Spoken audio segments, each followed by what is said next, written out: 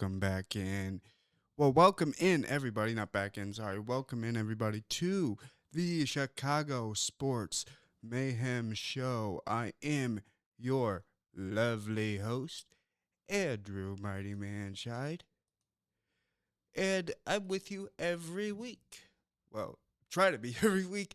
Anyway, guys, great to be back with you this week. Great to bring you another episode of Chicago Sports Mayhem. Always wonderful news when I could do that. And a lot has happened this week. The trade deadline has come and gone, and so much more. But I think that's going to be today's episode focus.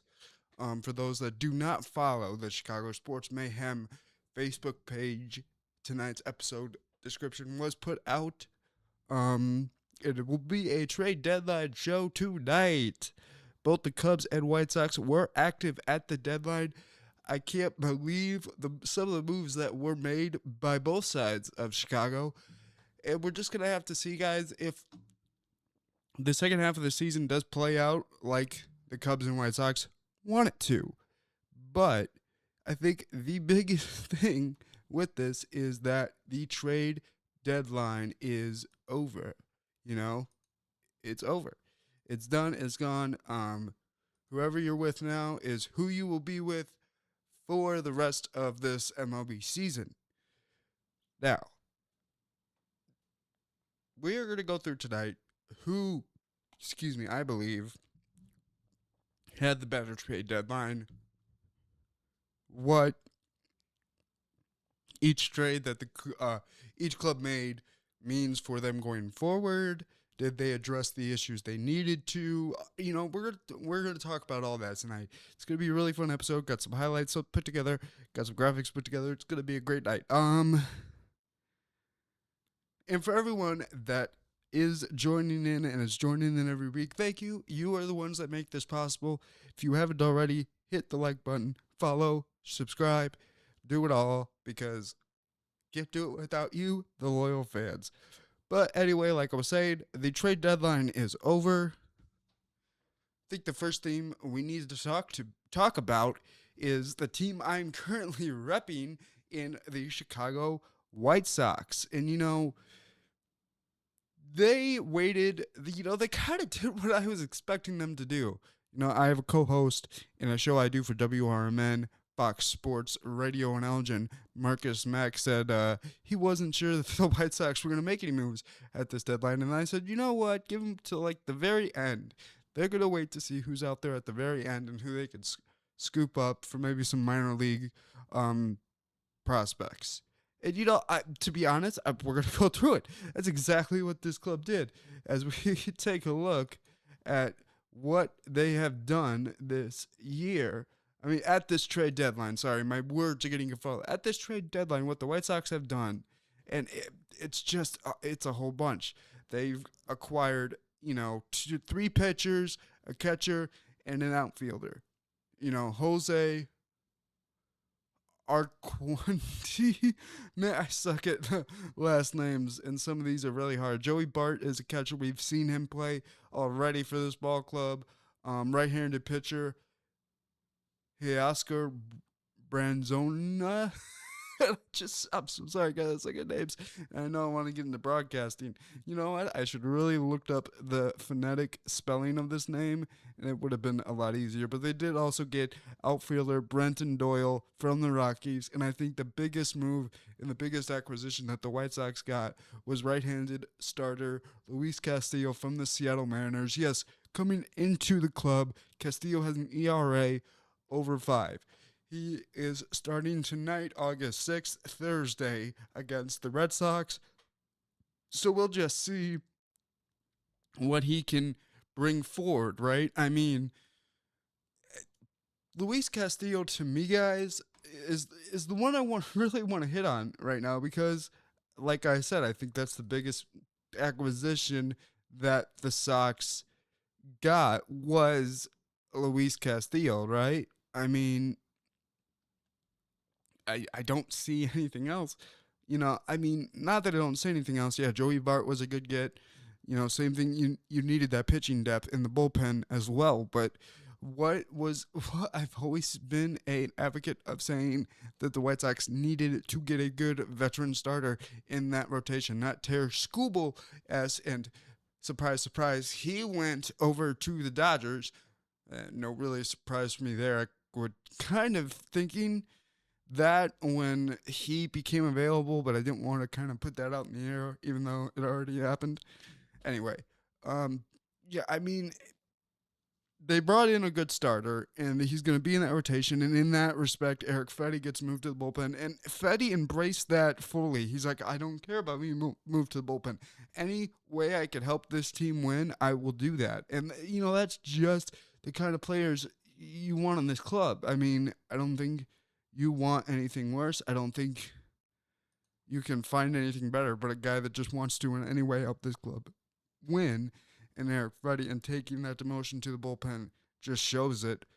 But yeah, Luis Castillo, I mean, guys, he's, you know, one of those guys that you just feel is going to be in this playoff push, a key part of that rotation. If they can wake up the Luis Castillo we know from Seattle, whoo, buddy, is that rotation could get a little more formidable, a little of that pressure taken off of Davis Martin, because I think he's taken on a lot of it, and it's starting to show out on the field. You know, but Luis Castillo. All right, Hyphens, we were saying just a few moments ago, fastball's up. That's going to be a key in this one. He's just a good veteran starter right now. Swing and a miss. And get that feel for it, get that depth on that pitch. Throw more. I mean, just a well, that breaking ball at the knees. And this is what I'm hoping swing and a miss. The White Sox can bring out of Castillo coming over to the south side. Strike three call. Scenery. He wasn't doing all that good. Swing and a miss. 97. Right, like I said, and he got a fastball that nearly hit his belt buckle at 97. All kinds of run to it, and Slater is the first strikeout victim tonight for Luis Castillo. Movement on some of these pitches. Swing and a miss as Mydrop takes off a high throw, and it's corralled by J.P. Crawford, not in time. This will be pitch number 8 to Palacios. And it is strike three call. He docks him up with the heat at 96 miles an hour down and in. Stuff like this, and it's just, I can't wait. And another 96 up and in, and he makes very quick work of Slater to begin the 5th inning. Fun to see, but yeah, the 0-2. It's going to be a lot of fun. There's a fastball up and out of the strike zone. That's the 5th punch out for Castillo. But with that being said, Castillo is not the only trade that the White Sox made. They actually went out and got a catcher by the name of Joey Bart. Joey Bart. And you know what? He's one that we have seen play as well already, right? So we look at this, guys, and we look at it and we go, oh, yeah, catcher Joey Bart. And, you know, the corresponding move with bringing Joey Bart in is Edgar Quero got sent down to AAA Charlotte. And you know what? Between both these pitchers, you were kind of expecting Quero to get sent down. His confidence, to me, is just not there. You know, I think that's one thing you just need to work on. You know, once you build up that confidence, I think he's going to be okay. But I think one of the next biggest acquisition they brought in was Joey Bart. I mean, this, you know, veteran catcher that, you know, now can work in tandem with Drew Romo, and he could still, you know, smack the ball as well. Was not doing that great over, and I believe it was Atlanta we picked him up from. And, you know, it's just, I always go by it, guys, you know, change of scenery might do these guys really good, you know? Change of scenery might do these guys good. We don't know what's going to happen. But new coaches, new players around you. Let's go. And, you know, there's things about Joey Bart that I just love. And we are going to get into those, you know, right now. But, you know, like I said, a good catcher that they could bring in. And Joey Bart with a fly ball left center field. That's going to get down, and that's going to give the Pirates back the lead. Cruz will score easily. Pozo confidence level is just First start as a Cardinal. Joey Bart hits one hard to center field, to the wall, and clear the deck with a Bart dart. Talked about that. Start passing guys like Walker that are already in the Hall of Fame. Fly ball to center field, deep to the wall and off the wall. This will score McCutchen, and Joey Bart into third base with an RBI triple. Cal, runner goes, and oh, what a throw! Wow. Yes, Right.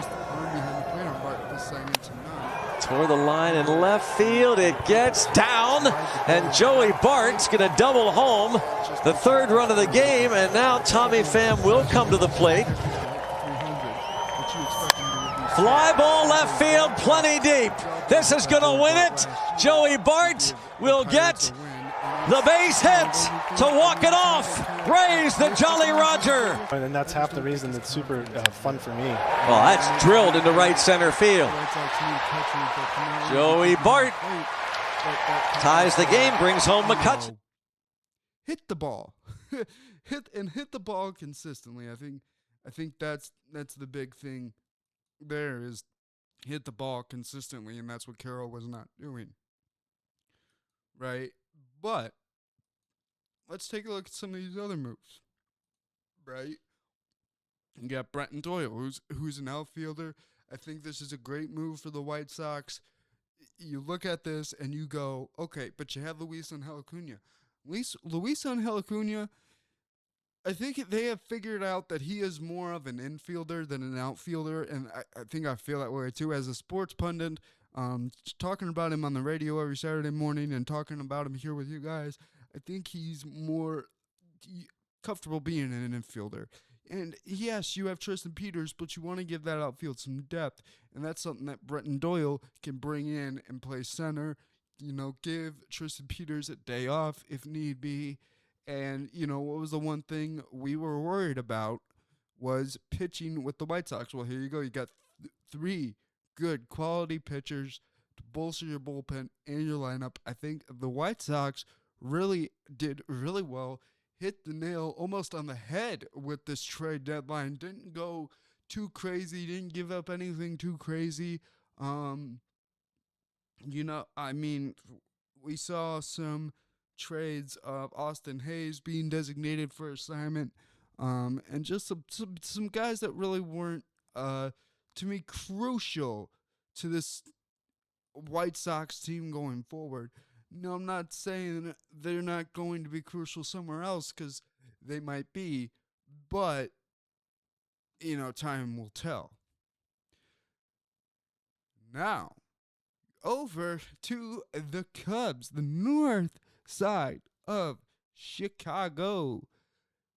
They kind of hit the nail on the head too, right?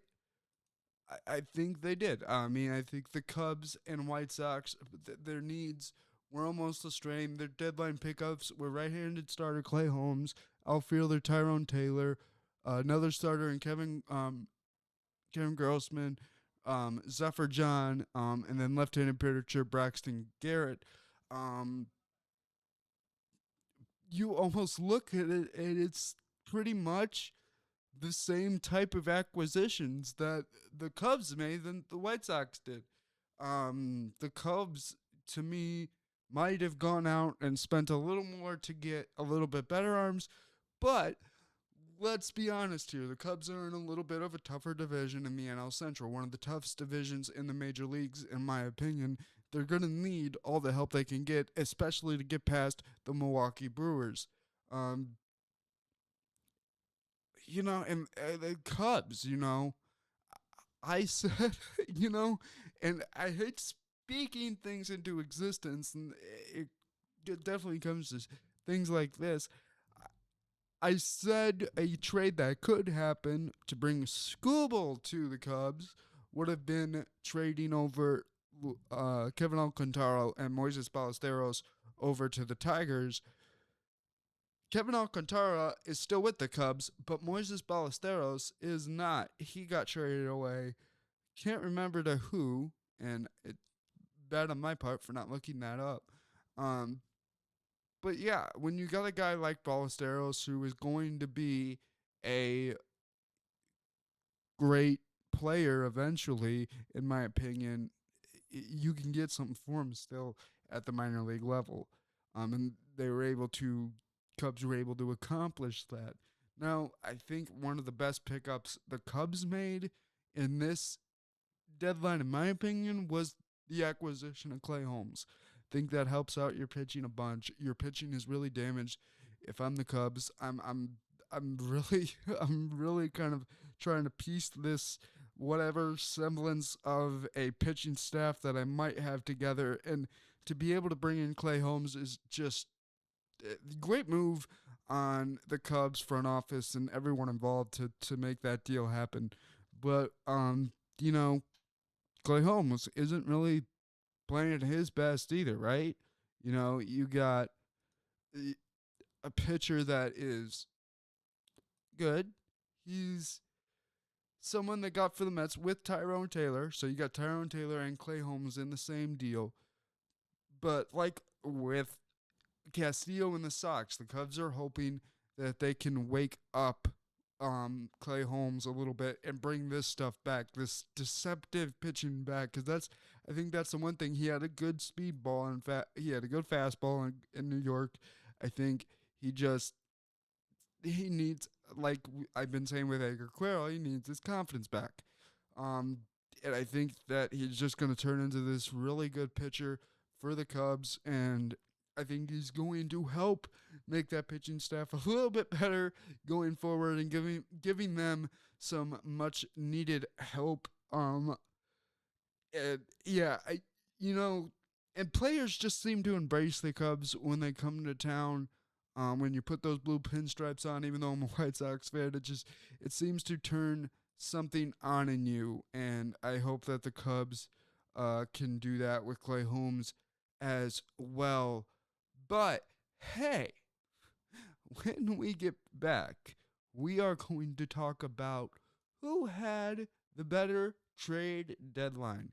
I know that's kind of a weird thing, like, okay, they both kind of match each other with the trade deadline, but I feel one team did do better, and we are going to talk about that next. Steroids can really damage your body. They can cause tendons to tear and bones to stop growing, damage kidneys, destroy the liver, even cause heart attacks and strokes. Not to mention something else they can do to a guy's body. Find out more about the dangers of using steroids. Visit drugfree.org. Do your kids love fire engines and the fire service? Come on down to the Elgin Fire Bar No. 5 Museum in Elgin, Illinois, 533 St. Charles Street. And on the back of a fire engine, come on down to the Elgin Fire Bar No. 5 Museum. Rentals of the building starting out just $100. Join the thousands of people already through the doors. Don't wait, come now.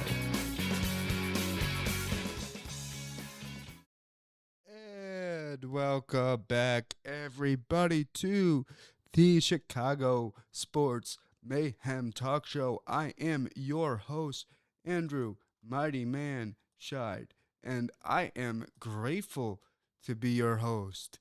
I'm grateful to be able to talk sports with you here every week, but let's get into this one, guys. Let's talk about it. Before we left, I kind of guessed or told you that I believe a team did do better than one here in Chicago at the trade deadline. And I'm just gonna say it. I think the White Sox got a better deal in Luis Castillo,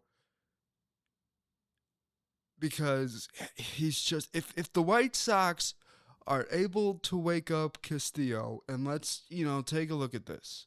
The White Sox are able to wake him up. I mean, it's just going to be so much better for them in that pitching rotation. I mean, he's just so good. I mean, and I wish I had a graphic with his numbers, and I totally forgot to put that together, and I feel bad. But, they acquired him on August 1st for Sir Anthony Dominguez, Nolan Jones, and Boston Smith. So you really only had to give up one major league piece for Luis Castillo. I think that's good. To get Brendan Doyle, they acquired him from the Rockies for Mason Adams and Carlos Velma. If I'm saying that correctly, I mean two other minor league prospects. They were able to pick up Hazar Brezdone from the Mets in exchange for Gabe Davis and Zach Franklin, another two pitching prospects in the Sox organization. Joey Bart they picked up on August 3rd, acquired from Atlanta in exchange for Duncan DeWitt, another pitching prospect, and then they picked up right-handed pitcher Jose Cralery from the Pittsburgh Pirates in exchange for right-handed pitcher Felix Dorito. So, I mean, the White Sox didn't do half bad when you're considering the only major league piece that they had to give up was Sir Anthony Dominguez in that Castillo trade, and I'm not upset about that. It's one thing, guys, if Dominguez was performing and doing all that, but he wasn't performing. He wasn't doing his best. And I kind of was hoping he was going to do his best. But yeah, I think the White Sox did have a better deadline, and we're going through it here. Let's talk about the Cubs and their acquisitions at the deadline, shall we? And we talked about this in the first segment. I think, the Cubs did a good job. You got Clay Holmes, you got Tyrone Taylor, you got a lot of starting pitching, which the Cubs desperately needed. But, they acquired Clay Holmes and Tyrone Taylor from the Mets for, infield prospect Jefferson Rojas. Okay, their top infield prospect. Let's not forget that. Then you were able to pick up Kevin Greisman from the Blue Jays. You had to give up Brett Bateman and Ty Selson to Toronto. Again, if I'm saying some of these names wrong, I apologize. You were able to get Ryan Zefferjon from the Angels, another good piece to pick up. Again, they really needed help in that pitching category. They had to give up Moises Ballesteros and Mason McGuire. So Ballesteros was part of that Zefferjon trade, okay? Then you got Braxton Garrett. Not a bad acquisition for the Cubs, but you had to give up pitching prospect Jonathan Long. Oh, prospect Jonathan Long. Sorry, I had it in my notes here and I freaking forgot. Just prospect Jonathan Long. So, I mean, you gave up Ballesteros, who you know is going to be a good MLB player one of these days. I mean, I think the Cubs just gave up a lot more than the Sox had to get where they did at the end of the trade deadline. But that's just my opinion, guys. I'm not going to go stirring the pot for all the fans in the world and starting a bunch of fights. But I think that's just one, big thing, guys, is we don't know where either of these teams are going to go, right? We don't know where they're going to be. We don't know what's going to happen next week. I mean, the White Sox in this most recent series against the Boston Red Sox, lost it. But, Boston being one of the better teams in the AL, you kind of want to be beating those teams at this point because these are teams you're most likely going to be playing in the postseason. And I say that with all love to the White Sox. This series against the Red Sox did not go as well. Luis Castillo will did get to start tonight, Thursday night, August 6th, in that last game against the Red Sox. But yeah, I mean, I just didn't see a lot of fight out of this White Sox team in this Boston series. But hey, that all could change going forward, right? The Cubs coming out of the deadline just on fire. They were able to win in blowout fashion against the Blue Jays today in a one game makeup game today. And how about it, taking it to the bottom of the ninth, 2 out, hitting a 2-run bomb to tie it, then taking it into extras, into the 11th, PCA with his wheels, scoring on an errant throw to win the ball game for the Northsiders. And, you know, that's just what you want to see. It's what you want to hear. It's kind of what Cubs fans have been waiting for all season. This is the team that they've been wanting to see all season. Hopefully they see it for, you know, the rest of the second half. That we will have to wait and see. But, you know, coming off the trade deadline, the Cubs are definitely playing better. The White Sox need to kind of snap out of this funk, playing at Fenway. It's a different atmosphere, you know, but you got to learn to work through it because, again, Boston is one of those teams that, you know, you're making this playoff push. That's a team you're probably going to have to face in the postseason if you want to make it far. But if you're asking me right now if I'm worried about the Sox, no. I was a little upset at them. I'm not going to lie. As a fan, I was upset at them for the way they've been playing the series. But the Cubs, they've just been on another level coming out of this trade deadline. I think that they are going to be okay. I think we're going to see a new Cubs team coming forward out of this deadline. And I just can't wait to see where things go for this team, right? Where things go for the north side and the south side, right? Because I don't think any of us were expecting each team to be here at the trade deadline. Maybe Cubs fans were expecting the Cubs to be here at the trade deadline, but I know for a fact that Sox fans were not expecting this at the deadline. They were not expecting to be leading the division. They were not expecting to be in a playoff push. They weren't expecting any of this. And if I'm the White Sox, you know, yes, I'm having fun with this, but now I'm also having to realize that this isn't a fluke, right? This has been half a season, and you're still leading the division, right? I mean, you're in a battle with Cleveland, sure, but you're leading the division, and right now that's what you need to think about, and that's what you need to keep doing. Okay, you just need to keep pushing forward.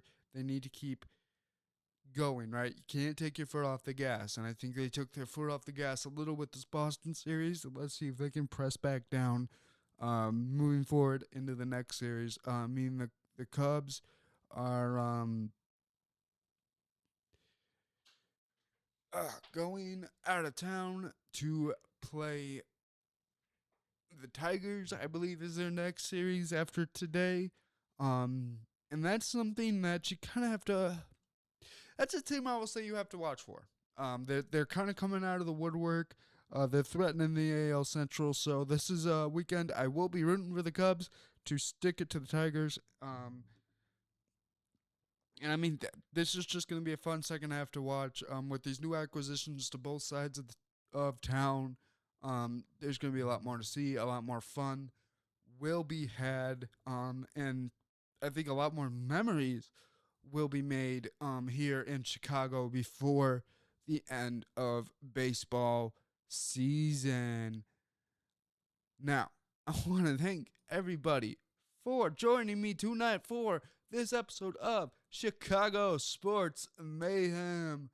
I've been your lovely host, Andrew Mighty Man Scheid, and hopefully everyone can tune in next week. Now, before I go, I want to drop my little mighty piece of wisdom of the week. Be there for yourself. It sounds cliche, but be there for yourself. And what I mean by that is just, you know, and I've said it, you know, multiple times, but, you know, keep yourself together.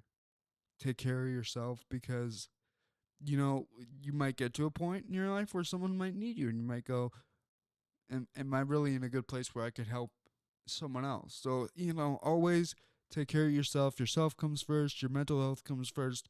Your physical health always comes first. Don't work yourself to death.